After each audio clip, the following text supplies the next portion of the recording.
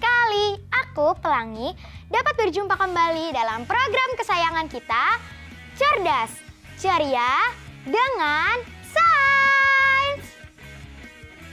Nah, kawanku yang cerdas, dalam episode ini kita akan membahas tentang perkembangbiakan vegetatif. Apa sih perkembangbiakan vegetatif pada tumbuhan itu?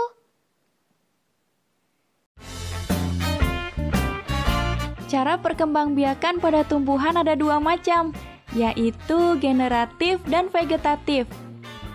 Generatif artinya melalui proses perkawinan, sedangkan vegetatif tidak melalui proses perkawinan. Perkembangan secara vegetatif dibagi dua, yaitu perkembangbiakan vegetatif secara alami dan perkembangbiakan vegetatif secara buatan. Perkembangbiakan vegetatif alami adalah proses perkembangbiakan tumbuhan secara vegetatif tanpa bantuan manusia.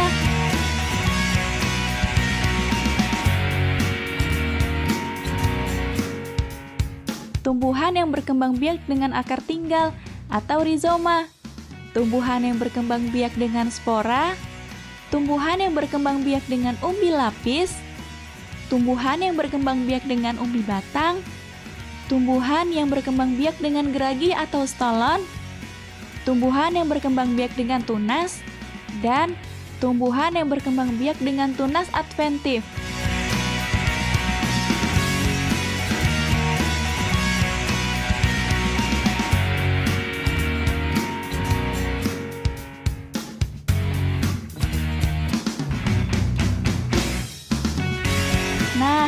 Sekarang kita simak penjelasan tumbuhan yang berkembang biak secara alami menurut jenisnya.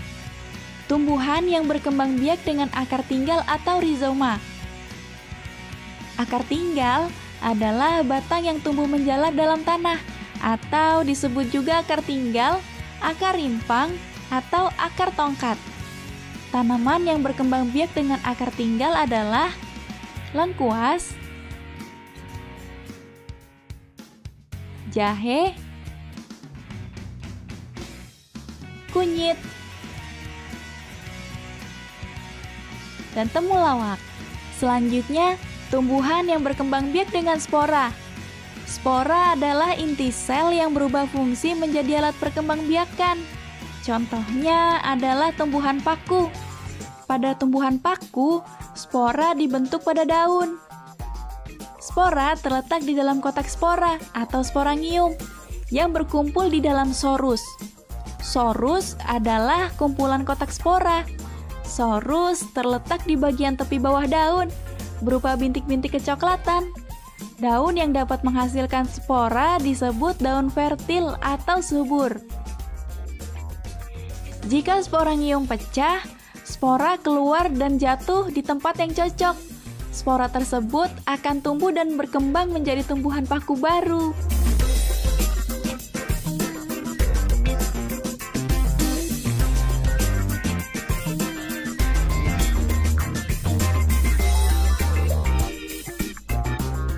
Umbi lapis merupakan daun yang berlapis-lapis dan tebal, sehingga membentuk seperti batangnya. Pada bagian dasar tumbuh akar serabut. Di antara lapisan-lapisan umbi lapis terdapat bakal tunas. Jika umbi lapis ditanam, bakal tunas akan tumbuh menjadi tunas dan tumbuh menjadi tanaman baru.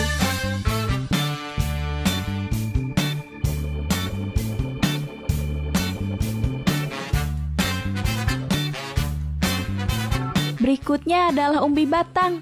Umbi batang adalah batang yang tumbuh di dalam tanah dan digunakan untuk menyimpan cadangan makanan sehingga membentuk umbi.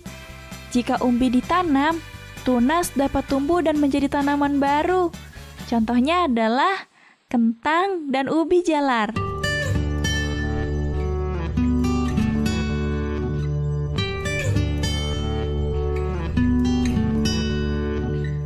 Berikutnya adalah geragi atau stolon. Geragi adalah batang yang tumbuh dan menjalar di permukaan tanah. Tanaman baru akan tumbuh pada buku-bukunya dan tidak tergantung pada induknya. Contohnya adalah tanaman stroberi, pegagan, dan rumput teki. Selanjutnya adalah tunas. Tunas adalah bagian tumbuhan yang baru tumbuh dari kecambah atau kuncup yang berada di atas permukaan tanah. Tunas dapat terdiri dari batang, ditambah dengan daun muda, calon bunga atau calon buah. Contohnya pohon tebu, pisang, dan bambu.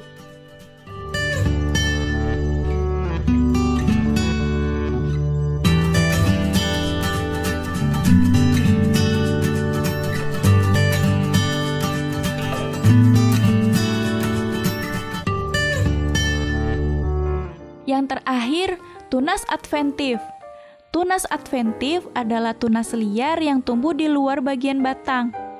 Tunas ini tumbuh pada tepi daun, seperti cocor bebek. Selain pada tepi daun, tunas ini dapat tumbuh pada akar, seperti sukun dan kesemek.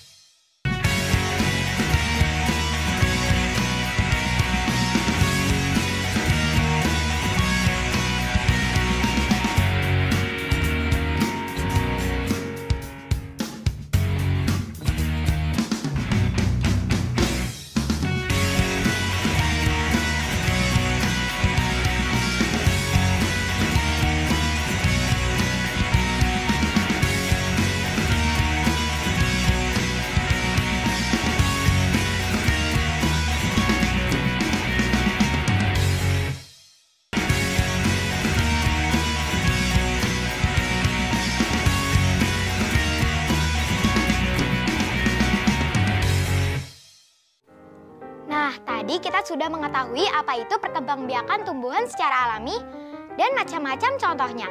Pasti kalian bisa menjawab soal-soal berikut ini dong. Karena sekarang saatnya kuis.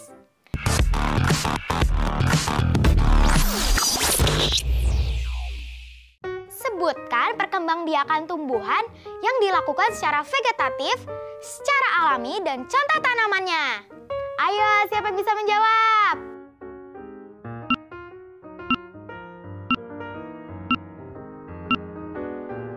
Ya, betul. Jawabannya adalah tumbuhan yang berkembang biak dengan akar tinggal atau rizoma, contohnya tanaman lengkuas, jahe, kunyit, dan temulawak. Dengan spora, contohnya tanaman paku. Dengan umbi lapis, contohnya tanaman bawang bombay, bawang merah, dan tulip. Dengan umbi batang, contohnya tanaman kentang dan ubi jeler. Dengan geragih atau stolon, contohnya tanaman stolon, pegagan, dan rumput teki. Dengan tunas, contohnya tanaman pisang, bambu, dan tebu. Dengan tunas adventif, contohnya tanaman cocor bebek, sukun, dan kesemek. Kawanku yang cerdas, jangan kemana-mana dulu ya. Aku akan kembali lagi setelah yang satu ini.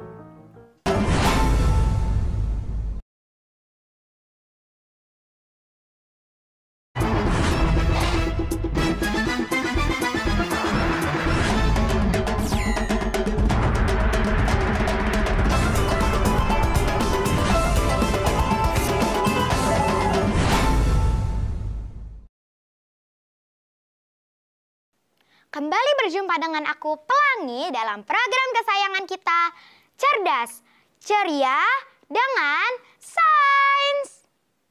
Pada segmen ini kita akan melakukan beberapa contoh cara perkembangbiakan tumbuhan vegetatif buatan dan manfaatnya. Kita simak ya kawan. Sekarang kita perhatikan bagaimana caranya mencangkok.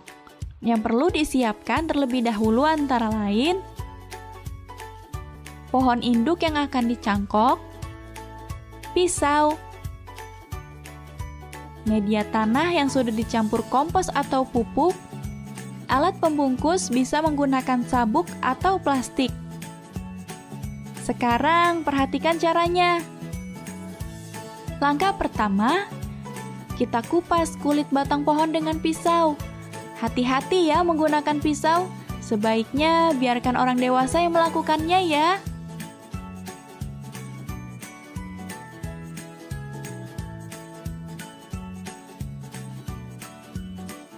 Lalu, bersihkan batang yang telah dikupas dan biarkan agak kering. Bungkus bagian batang yang telah dikupas dengan media tanam, seperti tanah, sabut kelapa, atau tanah gembur yang telah dicampur kompos.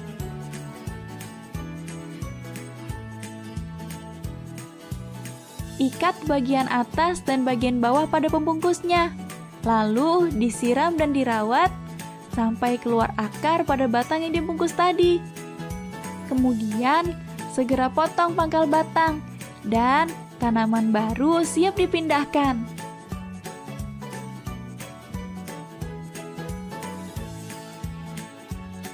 Nah, sekarang kita lihat bagaimana caranya menyetek batang pohon singkong.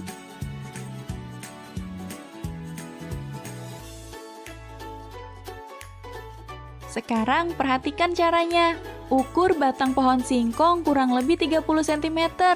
Kemudian potong menggunakan pisau. Hati-hati ya menggunakan pisau. Sebaiknya minta tolong orang dewasa untuk memotongnya ya. Selanjutnya tancapkan pada tanah yang telah digemburkan batang yang telah dipotong-potong tersebut.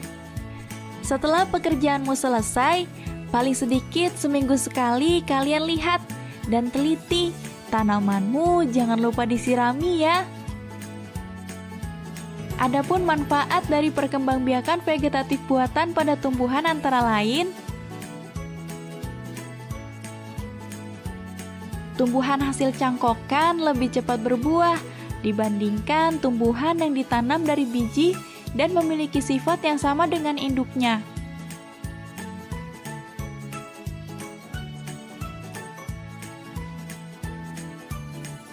Menyambung dan menempel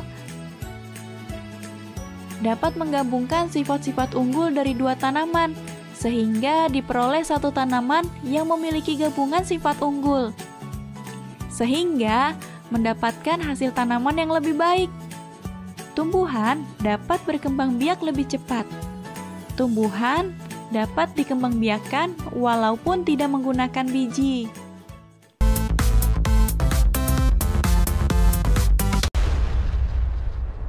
Adapun manfaat dari perkembangbiakan vegetatif buatan pada tumbuhan antara lain,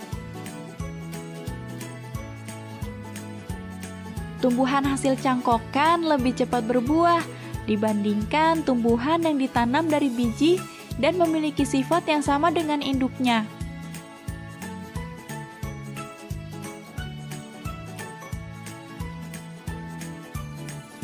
Menyambung dan menempel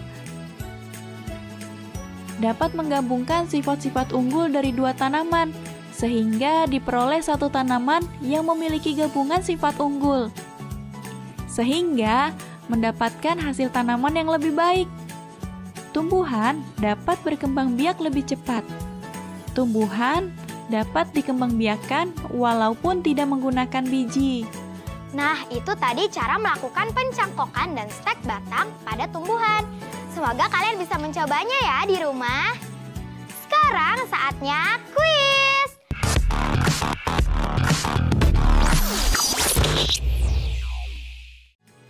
Sebutkan manfaat dari vegetatif buatan dengan cara menempel.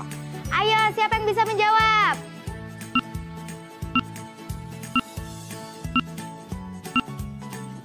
Menyambung dan menempel dapat menggabungkan sifat-sifat unggul dari dua tanaman, sehingga diperoleh satu tanaman yang memiliki gabungan sifat unggul untuk mendapatkan hasil tanaman yang lebih baik.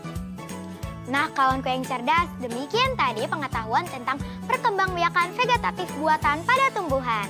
Sampai di sini dulu ya perjumpaan kita. Saksikan terus program kesayangan kita, Cerdas, Ceria, dengan Sains. Sampai jumpa!